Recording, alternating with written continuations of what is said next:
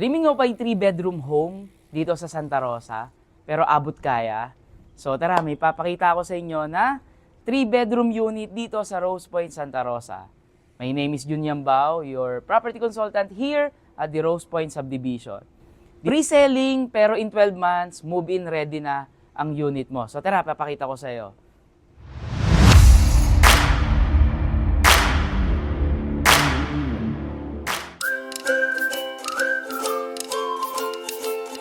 So now, ipapakita ko sa inyo ang 3-bedroom unit dito sa Rose Point, Santa Rosa. Before we get inside, so outside muna tayo. So first, meron tayo dito, pasensya na kayo, medyo madamo lang kasi medyo maulan ngayon.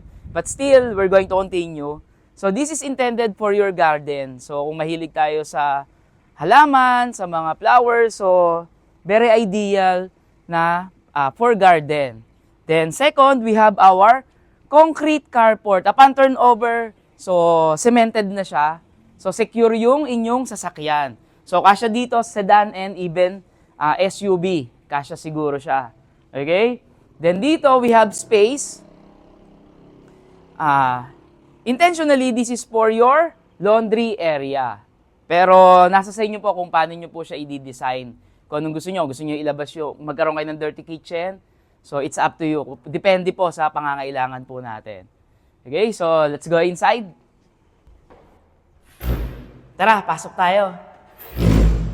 So this is the first floor natin. So naka 60 by 60 siya na ceramic tiles. At the same time, we have here our window. And the same with the opposite side. Meron din tayong window dito. Then we have also our first toilet and bath dito sa first floor.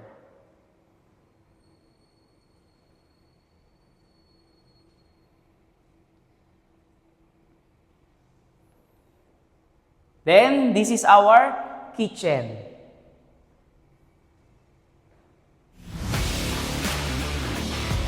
Okay? Then on this area, ito yung ating exit or door natin for our service area. So, we're done on the first floor and I hope, dito makikita natin yung exact kung ano yung deliverable ni Rose Point, Santa Rosa. So, akit tayo. So, kung naka 60 by 60, ang first floor natin, from steps of the stairs going to the second floor is naka-vinyl naman tayo. So, tara po.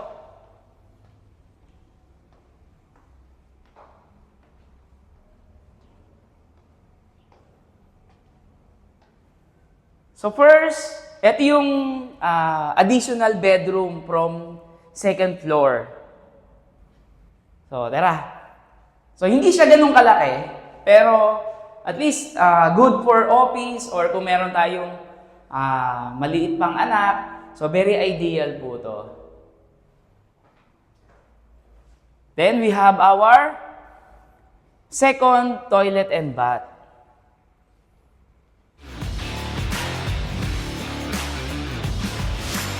Then, sa katabi niya, meron tayong another bedroom. So, this is our second bedroom.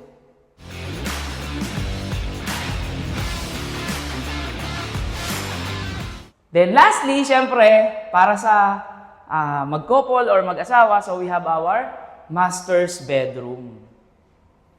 So, sa master's bedroom, ayan, ang lalaki ng windows natin. So, dalawa yung windows natin. So, very ideal. Diba? Kumbaga napakaliwanag. Natural air and natural wind or air will be passing through on your master's bedroom. Then lastly, at the same time guys, ito rin yung isa sa mga pinakagusto natin.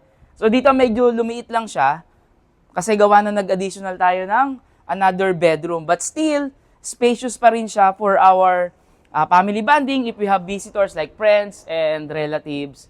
So may enjoy pa rin po natin siya. Send us a message and reserve your future home today. Again, this is Jun Yambao, your property consultant here at the Rose Point, Santa Rosa. I'll see you next time. Bye-bye!